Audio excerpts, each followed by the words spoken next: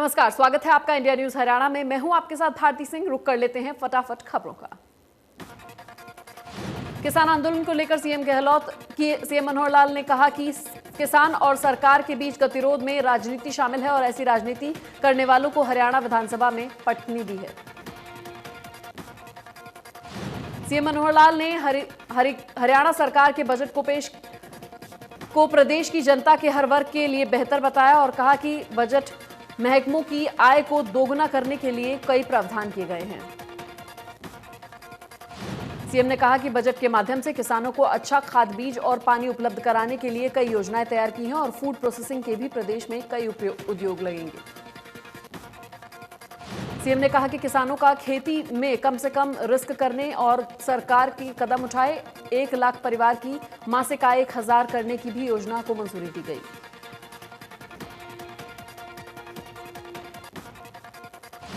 आज हरियाणा बजट सत्र का छठा दिन है। सदन की कार्रवाई दोपहर 2 बजे प्रश्नकाल से शुरू होगी।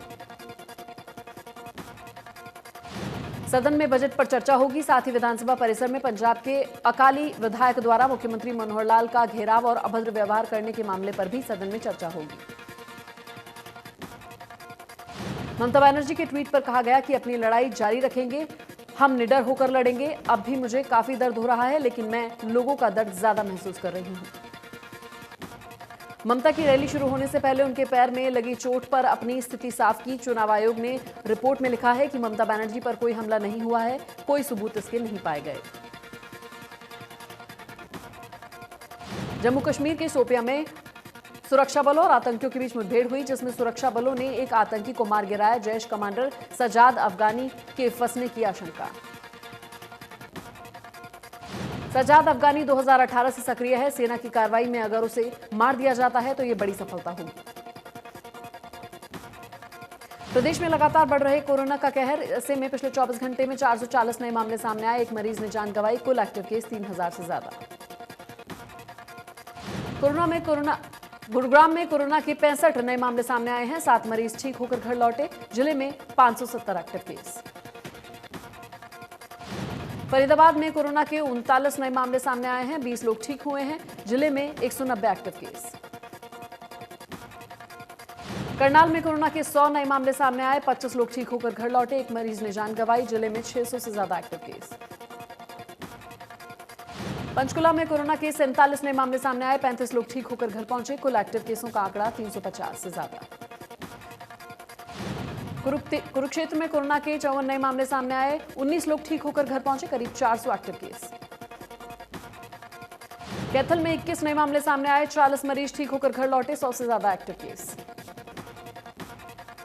पानीपत में 13 नए मामले सामने आए। 19 मरीज घर ठीक होकर पहुंचे। 150 से ज्यादा एक्टिव केस। भारत ने इंग्लैंड के खिलाफ टी20 सीरीज में धमाकेदार वापसी ली है। कप्तान विराट कोहली और ईशान किशन की पारी की बदौलत भारत ने इंग्लैंड को दूसरे टी20 में 7 विकेट से हरा दिया। अहमदाबाद के नरेंद्र मोदी स्टेडियम में खेले गए मुकाबले में इंग्लैंड ने भारत की जीत के लिए 165 रनों का लक्ष्य दिया। भारत ने इस पर 17.5 ओवर में 3 विकेट के नुकसान पर हासिल किया। 5 मैचों की सीरीज 1-1 से बराबर हो गई। अहमदाबाद में ही खेले गए पहले मैच को इंग्लैंड ने 8 विकेट से जीता था।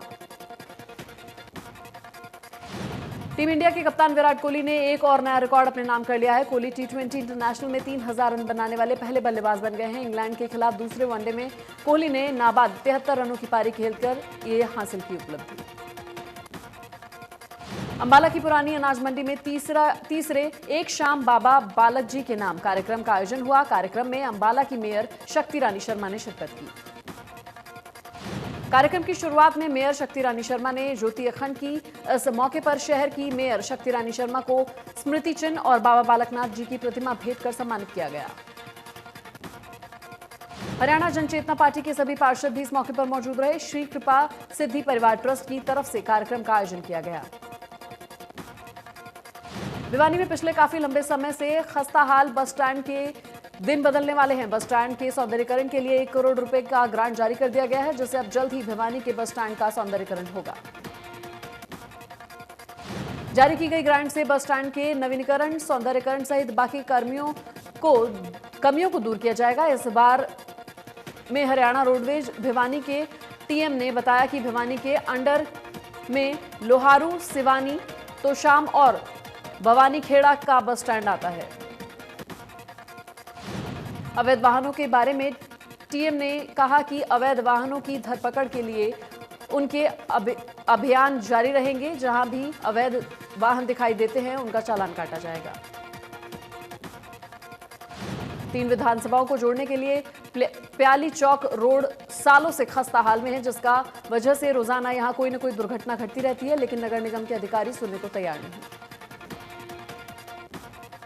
एनआईटी के विधायक का कहना है कि फरीदाबाद के लोगों की बदकिस्मती है कि इतने सालों से टूटी हुई रोड के कोई सुध न लेने को तैयार नहीं है। केंद्रीय राज्य मंत्री की अध्यक्षता में कमेटी की बनी, लेकिन सड़क का निर्माण नहीं हो सका। हरियाणा के सरकारी स्कूलों में स्कूल लिविंग सर्टिफिकेट के बिना पढ़ने वाले विद्यार्थियों का विवरण अब मैनेजमेंट इंफॉर्मेशन सिस्टम में अपडेट किया जाएगा। जिन सरकारी स्कूलों में एसएलसी के बिना विद्यार्थी पढ़ रहे हैं, विभाग के पोर्टल पर अब उनके एमआईएस को अपडेट किया जाएगा। सोमवार और मंगलवार 2 दिन बैंक बंद रहेंगे। देश में 2 बैंकों के निजीकरण के प्रस्ताव के खिलाफ United forum of bank union के बैनर तले 9 यूनियनों ने 15 मार्च और 16 मार्च को हड़ताल का ऐलान किया है।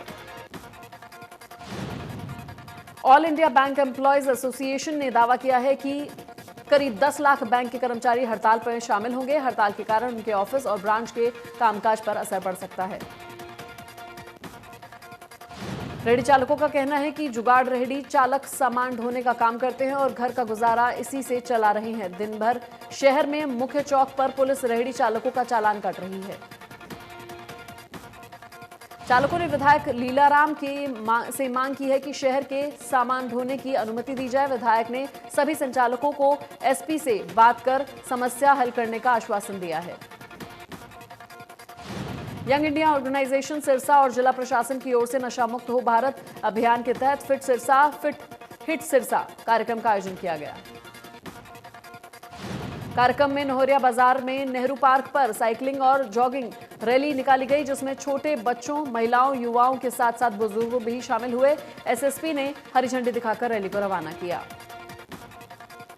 सिरसा की मीरपुर कॉलोनी में युवा क्लब और निफा संस्था की ओर से यात्रा का आयोजन किया गया, जिसमें दर्जनों युवाओं ने हाथ में तिरंगा थामे हिस्सा लिया।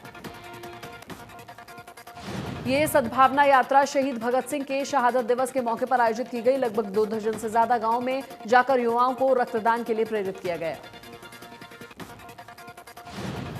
रोहतक के गिरवाड़ा गांव खिलाड़ियों की जननी रही है। कुरुक्षेत्र में सोम क्लेवेंट गोकुल में 5 मार्च को लिए गए ट्रायल में गांव के खिड़की का चयन नेशनल के लिए हुआ।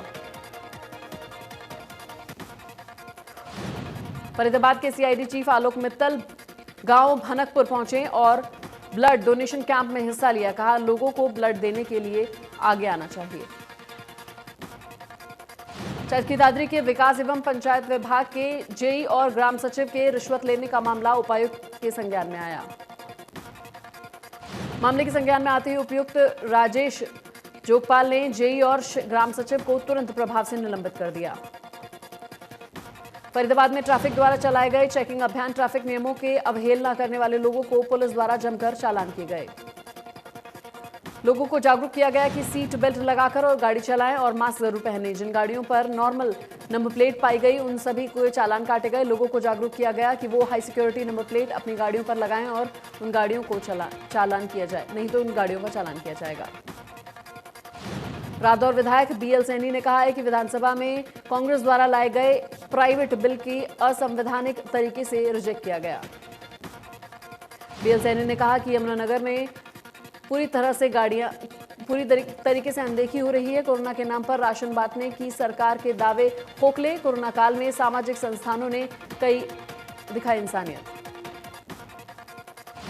रेवाड़ी नगर पार्षद के वाइस चांसलर पद के लिए हुए चुनाव, वार्ड 10 के पार्षद शामचुग बने वाइस चांसलर। 32 में से शामचुग को 13 मत मिले।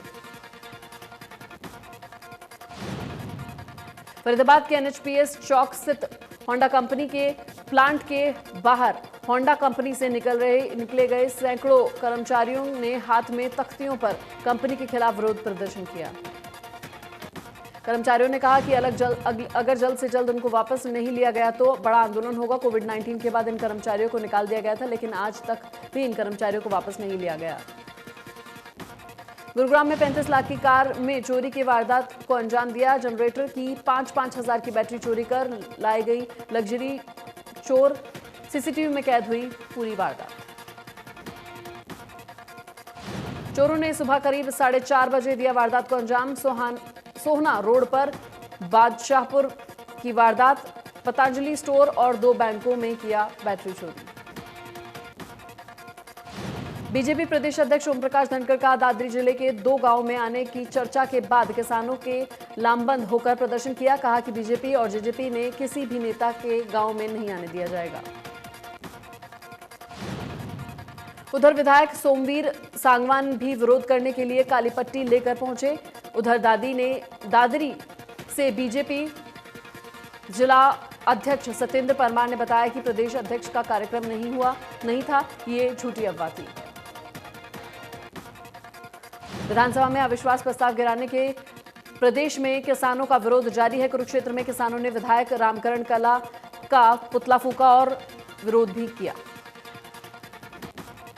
किसानों ने कहा है कि जब तक कृषि कानून वापस नहीं होंगे तब तक प्रदर्शन जारी रहेगा। इसके साथ ही किसानों ने कहा है कि अब तक आंदोलन में 300 से ज्यादा किसानों की मौत हो चुकी है, लेकिन सरकार कोई ध्यान नहीं दे रही।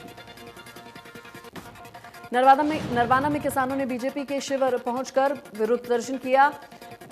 बदोवाला टोल प्लाजा पर किसानों का धरना प्रदर्शन चल रहा है, जहां से किसान ट्रैक्टर ट्रॉली से भरकर बीजेपी के शिविर पहुंचे और बीजेपी नेताओं का विरोध किया। किसानों सरकार के खिलाफ नारेबाजी की। किसानों के प्रदर्शन को देखते हुए पुलिस प्रशासन भी मौके पर मौजूद रहा, जिससे कि किसी तरह का कोई नुकसान न हो। पंचकुला की राजीव और इंदिरा कॉलोनी में पार्षदों को नशा कारोबार बंद करवाना महंगा पड़ गया। नशे कारोबार करवाने वाले लोगों ने पार्षद पंकज पर चाकुओं से हमला कर घायल कर दिया, जबकि दूसरी पार्षद के पति पर ईंट से हमला किया गया। हमले में पार्षद पंकज बुरी तरह से घायल हो गए, जिसके पंचकुला सेक्टर 6 के नागरिक अस्पताल में भर्ती कराया गया। सूचना मिलते ही पूर्व उप मुख्यमंत्री चंद्रमोहन भी मौके पर पहुंचे। मौके पर पुलिस फोर्स भी पहुंची। बता दें कि इन इलाकों में नशे का कारोबार धड़ल्ले से चल रहा है। बीते दिनों डीसीपी पंचकुला ने इन पर सख्ती करने की लगाम लगाई थी। आपको बता दें कि इलाके में नशे के चलते कई युवाओं पर जानलेवा हमला किया जा चुका है और कई युवक अपनी जान भी गंवा चुके हैं। जब इलाके में पार्षदों ने नशे पर लगाम लगाने की कोशिश की तो उन पर भी जानलेवा हमला किया गया। बल्लभगढ़ में पुलिस ने सट्टेबाजों के खिलाफ कार्रवाई की है। पुलिस के मुताबिक दिल्ली के 2 लोग बस स्टैंड के पास सट्टा लगा रहे थे, जिन्हें पुलिस ने रंगे हाथों गिरफ्तार किया। जांच अधिकारी ने बताया कि उन्हें गुप्त सूचना मिली थी, कि जिस पर कार्रवाई करते हुए उन्होंने 2 आरोपियों को गिरफ्तार किया है। पुलिस ने एक्ट के तहत दोनों आरोपियों को खिलाफ मामला दर्ज कर कार्रवाई शुरू कर दी है। बल्लभगढ़ में सरकारी स्कूलों में दीवार के बीच में फंस गए एक सांड की मौत हो गई। बताया जा रहा है कि ऊंचा गांव के सरकारी स्कूल की दीवार के बीच एक सांड फंस गया था। गौ सेवा करने वाले समाजसेवी मौके पर पहुंचे। उन्होंने सांड को निकालने के लिए करीब 2.5 घंटे रेस्क्यू अभियान चलाया, लेकिन सांड को नहीं बचाया जा सका। गुरुग्राम में अब विश्व के सबसे घातक वायरस कोरोना को मात देने के लिए 24 घंटे 7 दिन कोरोना वैक्सीन लगाने का निर्णय लिया गया है। इसके लिए स्वास्थ्य विभाग की तरफ से पूरी तैयारियां कर ली गई हैं। वैक्सीनेशन के लिए शहर में अस्पतालों की संख्या भी इजाफा किया गया है, जिससे लोगों को आसानी से सुविधाजनक तरीके से वैक्सीन लगवाई जा सके। देश में कोरोना वैक्सीन का 3रा चरण चल रहा है। इस मंजूरी के साथ गुरुग्राम हरियाणा का पहला जिला बन गया है, जहां इस सुविधा को लागू किया गया। गुरुग्राम के civil surgeon doctor Virendra Yadav ने कहा है कि लोगों को सबसे घातक वायरस से बचने के लिए टीकाकरण सुविधाएं देने के लिए यह निर्णय लिया गया है। फरीदाबाद में एक वीडियो वायरल हो रहा है, जिसमें बीजेपी कार्यकर्ता महिला की हॉकी से पिटाई करते हुए नजर आ रहे हैं। ये वीडियो कई दिनों पुराना है। बीजेपी कार्यकर्ता ने दफ्तर की बताई जा रही है वीडियो।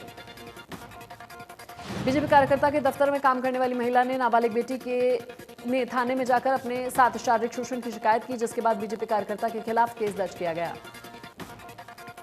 बिजली मंत्री रंजीत चौटाला पंचकुला पहुंचे।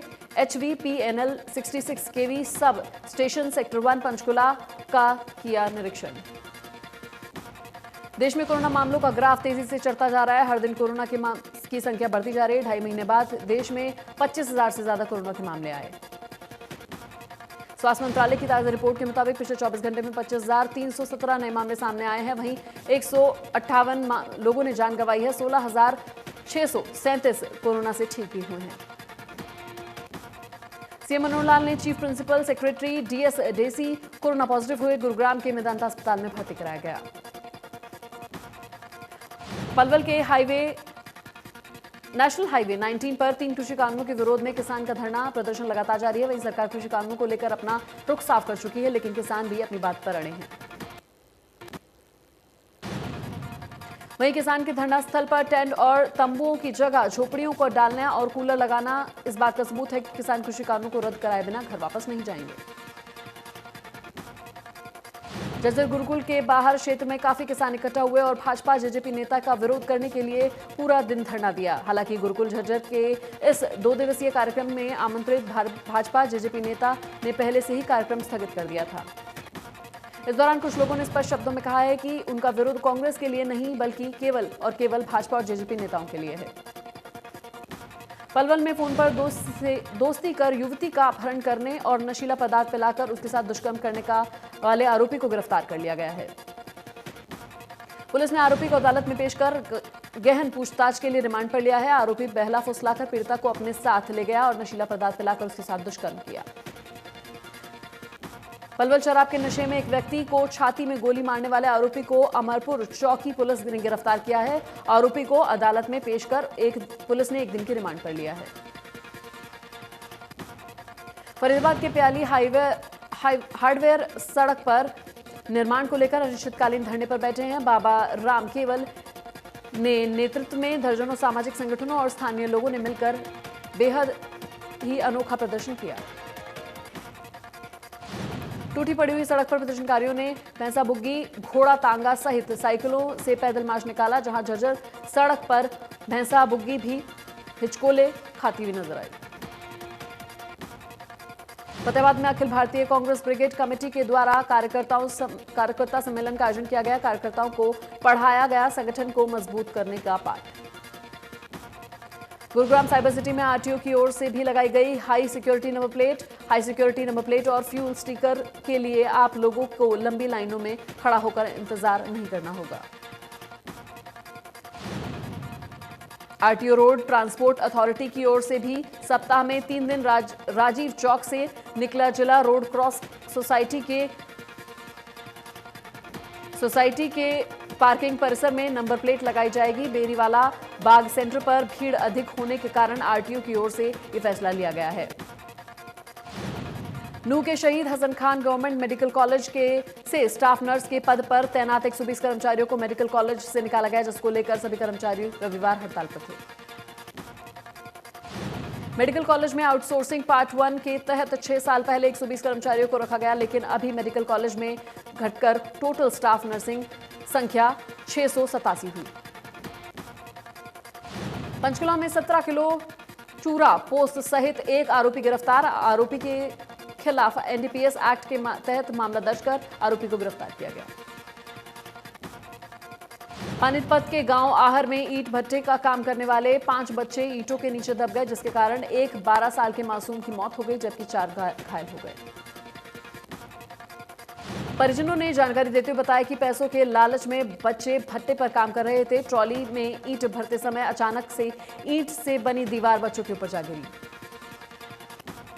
फारूकनगर झज्जर रोड पर दर्दनाक हादसा हुआ है। गाय को बचाने के चक्कर में कैंटर अनियंत्रित होकर पेड़ से टकरा गया, जिसके बाद टैंकर में आग लग गई। दमकलकर्मियों ने आग पर काबू पा लिया, लेकिन हादसे में परिचालक की मौत हो गई। हैरान करने वाली बात यह है कि फर्रुखानगर सामुदायिक केंद्र में से एम्बुलेंस बुलाई गई, लेकिन शव को एम्बुलेंस में रखने से मना कर दिया गया। गन्नौर का औद्योगिक क्षेत्र में बीते दिनों एक साइकिल सवार पर चाकू से हमला कर उसका मोबाइल और रुपए छीन लिए गए। थाना बड़ी पुलिस ने 2 आरोपियों को गिरफ्तार किया है। पुलिस ने गिरफ्तारी के बाद दोनों आरोपियों को अदालत में पेश कर 2 दिन की रिमांड पर लिया। रिमांड के दौरान पुलिस लूटा गया चोरी व नकदी बरामद करने का प्रयास करेगी। फरीदाबाद के चोरों का आतंक लगातार बढ़ता जा रहा है, जिसके चलते 2 चोर दिन दहाड़े रोड पर खड़ी एक कार की कीमती सामान चोरी कर फरार हो गए। यहां सारी वारदात सीसीटीवी फुटेज में कैद हो गई। झज्जर में तेज रफ्तार का कहर देखने को मिला, जहां 2 गाड़ियां आमने सामने से टकरा गई। टक्कर में एक बुजुर्ग महिला की मौत हो गई, 11 सवारियां गंभीर रूप से घायल हो गई। एनआईए ने एंटीलिया में महाराष्ट्र पुलिस ने अधिकारी सचिन बाजे को गिरफ्तार किया है। एनआईए ने अधिकारी ने 12 घंटे लंबी पूछताछ की। सचिन बाजे को गिरफ्तार किया गया। इससे पहले ठाणे की अदालत में सचिन बाजे को अंतरिम जमानत देने से इनकार कर दिया गया था। एनआईए की ओर से बाजे के खिलाफ जालसाजी, विस्फोटक पदार्थों के साथ लापरवाही बरतने, नकली मोहर बनाने और आपराधिक धमकी देने को लेकर मामला दर्ज किया गया है।